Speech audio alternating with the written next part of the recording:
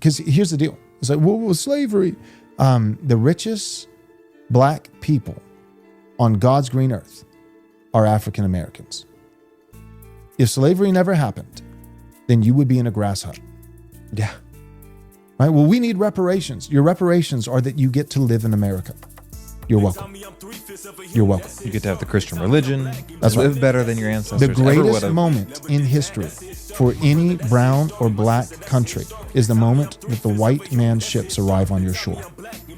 Because he brings the gospel of Jesus Christ. He catechizes you and your children.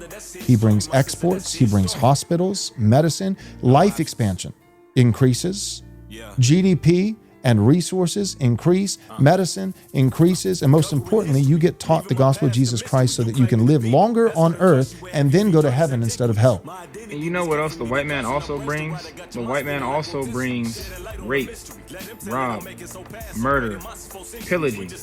The white man has an excessive history of touching little kids, touching little babies. What did they do to the Native Americans? What did they do to the so-called black men that were on those slave cargo ships? What were they doing? What did we eat? How did we live? They say they brought the good gospel Christianity, but Christianity has our people strung out on drugs. They say, come as you are. You don't have to change. We see that the white man promotes evil. He promotes evil. All he wants is to keep us in subjection. He said they provide us with good schooling and things of that nature, when really schooling is just teaching you how to do better in their kingdom. Just to prove yourself to them that you could do what any other white man could do. Why is it that the black man has to work through the 2 to 5 times harder just to get a job that a white man has? Why is that? And then we do have some rich black men who are famous and who do have money, but how did they obtain that? Do you really think it was because they just had a good life and, you know, they had a life like any other white man? No. They had to do certain things to achieve that. They probably had to work 10 times harder. So the simple fact that this man is say that white man, every time that a white man steps on soil, that's the greatest thing that could happen for black and brown people, it's not. It's a lie. In fact, it's the worst thing that could happen to us. Because even looking to the Black Panthers, that was an organization to help fight against white supremacy. And what did the white man do? He destroyed it, wiped it out. When we were starting our own things, we were feeding children, we were feeding the homeless. We were starting black unity. But when the white man sees that, he hates it because he wants to keep us in subjection, right? So I just want to give you this precept.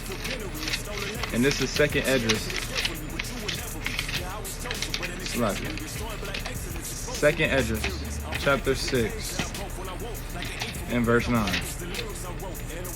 And it says, for Esau is the end of the world, and Jacob is the beginning of it that followeth. So the white man is the end of the world, and we see that America is going to hell right now. War, famine is coming, all of these things.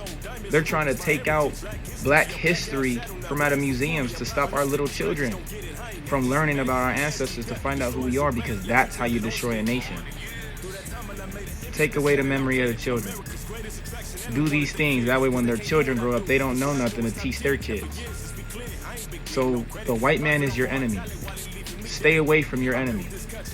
Do not cling to your enemy, because that's what you blacks and Hispanics do a lot. Stop it.